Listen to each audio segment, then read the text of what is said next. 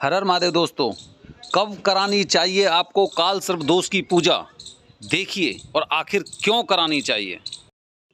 नमस्कार दोस्तों, मैं सुनील कुमार शर्मा आपका फिर से स्वागत करता हूं आपके अपने चैनल क्या ऐसा होता है में। दोस्तों, आज मैं अपनी वीडियो के माध्यम से आपको बताने जा रहा हूं कि काल सर्प दोष की पूजा आपको कब करानी चाहिए।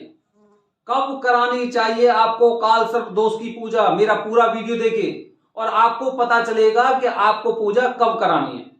सबसे पहले जरूरी जानकारी कि हमारे चैनल का उद्देश्य कभी किसी की धार्मिक भावनाओं को ठेस पहुंचाना या फिर अंधविश्वास फैलाना नहीं है।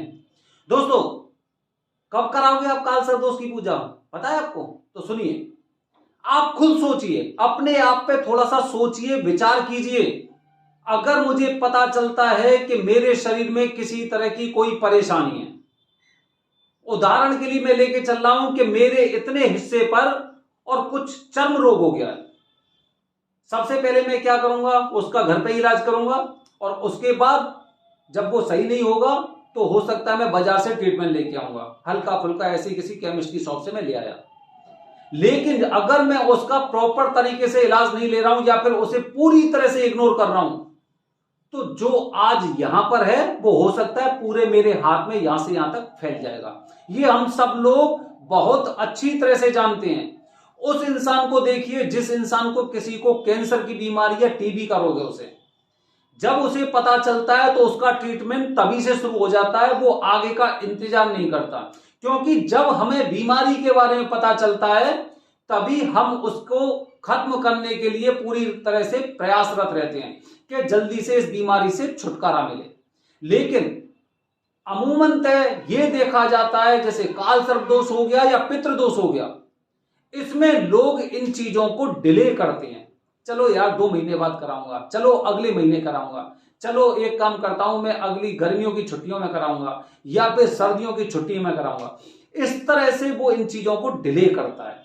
अब आप खुद सोचिए कि अगर आपकी चमड़ी पर अगर छोटा सा कुछ ऐसा चर्म रोग हो गया है, अगर आप इसकी रोकथाम नहीं करेंगे तो 1 महीने में कहां से कहां तक हो जाएगा, आप समझ सकते हैं।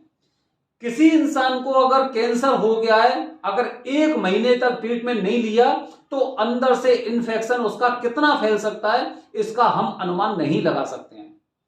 दोस्तों, अब मैं आता हूं काल सर्प दोष पर।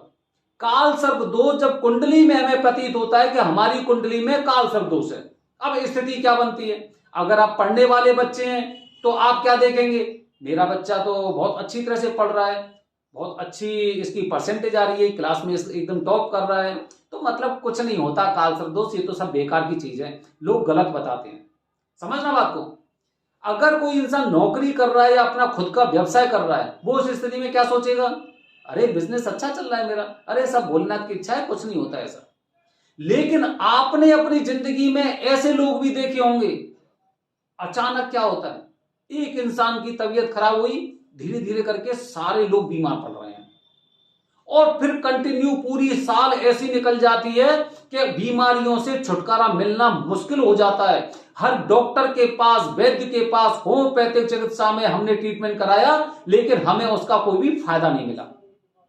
काफी लोग अपनी जिंदगी में आपने ऐसे देखे होंगे, इलेक्ट्रॉनिक सामान फूक गए, घर में चोरी हो गई, या फिर आपकी जो कोई महंगी चीज थी या फिर कुछ ऐसी चीजें थी कि आपका नुकसान हो रहा है, बिजनेस में नुकसान हो रहा है, आपके सामने आपके कॉम्पिटिटर ने दुकान खोली, आपकी दुकानदारी फेल हो गई, आपका बॉस आपसे चढ़ा हुआ है, 2 महीने से 3 महीने से आप परेशान हो, ये मुझे काम नहीं करने दे रहा है, मतलब इस तरह की स्थिति बनने लगती है।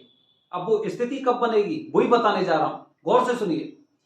कुंडली के अनुसार जब आपने कुंडली में देखा एक तरफ राहु और एक तरफ केतु और बीच में सारे ग्रह, सारे ग्रहों का प्रभाव हो गया 0, नगण्य। राहु और केतु इधर बैठे हुए, वो किसी दूसरे ग्रह को अपना प्रभाव नहीं दिखाने दे रहे, इतनी शक्ति उनके अंदर बन गई है कुंडली के अनुसार। अब जब तक आपके अच्छे दिन चल रहे थे तब तो कोई बात नहीं है, क्योंकि आपको पता ही नहीं क्या चल रहा है। जैसे ही राहु की महादशा शुरू हुई या फिर केतु की महादशा शुरू हुई, उसके बाद अचानक से नुकसान, बीमारियां, चोरी, व्यवसाय, नौकरी, मतलब सब चीज में इस तरह से परेशानी होने लग रही है कि हम सोचने पे मजबूर हो गए हैं कि भाई हमने आज तक किसी का बुरा नहीं किया, उसके बावजूद भी हमें इस तरह का फल क्यों मिल रहा है। समझ रहे हैं? मैंने पहले ही आपको बताया था कि ये वीडियो आप सबके लिए, आप सब लोग कौन जिनकी कुंडली में काल सर्प दोष है, सबके लिए। मेरे पास न जाने कितने लोगों के फोन आते हैं, वो बताते हैं भाई मैं तो जनवरी में कराऊंगा, मैं तो अगस्त में कराऊंगा, मैं सावन के महीने में कराऊंगा, मैं दिसंबर में कराऊंगा। इस तरह की बातें वो सोचते रहते हैं। और मैंने जो मेरा खुद का अनुभव है उसके आधार पर मैं बता रहा हूं, अगर मैंने सोच लिया सावन के महीने में पूजा कराऊंगा, तो सावन के महीने से पहले कुछ ना कुछ ग्रह और नक्षत्र इस तरह का प्रभाव छोड़ते हैं कि आप वहां पर जा ही नहीं पाओगे। आप 1 साल से 2 साल से, कुछ ऐसे भी लोग होंगे जो मेरा वीडियो देखते हैं, 1 साल से 2 साल से प्लान बना रहे हैं, लेकिन अभी तक वो पूजा नहीं करा पाए। परेशानियों को भुगतते जा रहे हैं, महसूस करते जा रहे हैं, सारी चीजें उनके साथ हो रही हैं, लेकिन समय नहीं निकाल पा रहे। क्यों? क्योंकि आपने खुद ने उस चिंगारी को हवा दी है आग में तब्दील होने के लिए। तो काल सर्प दोष की पूजा कब करानी चाहिए? दोबारा से पुरानी चीज पे आ रहा हूं। मेरे यहां पर स्किन चर्म रोग था, इसका मैंने तभी अच्छी तरह से इलाज लिया, सही हो गया, आगे नहीं फैला। अगर आगे फैलता तो हो सकता है 10 दिन में, 15 दिन में, 1 महीने में पूरा हाथ खराब हो जाता। कुंडली में मुझे पता चला काल सर्प दोष है, लेकिन मैंने प्रयास नहीं किया।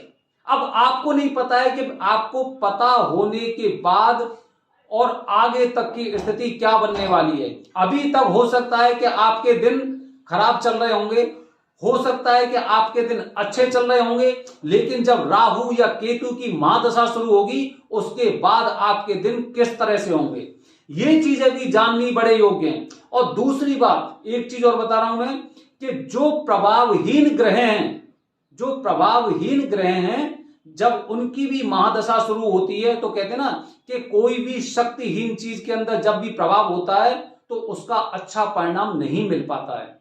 इसलिए जो हमारा प्रयास होता है वो प्रयास ये होता है कि अति शीघ्र जैसे ही आपको पता चलता है आपको काल सर्प दोष की पूजा करा लेनी चाहिए।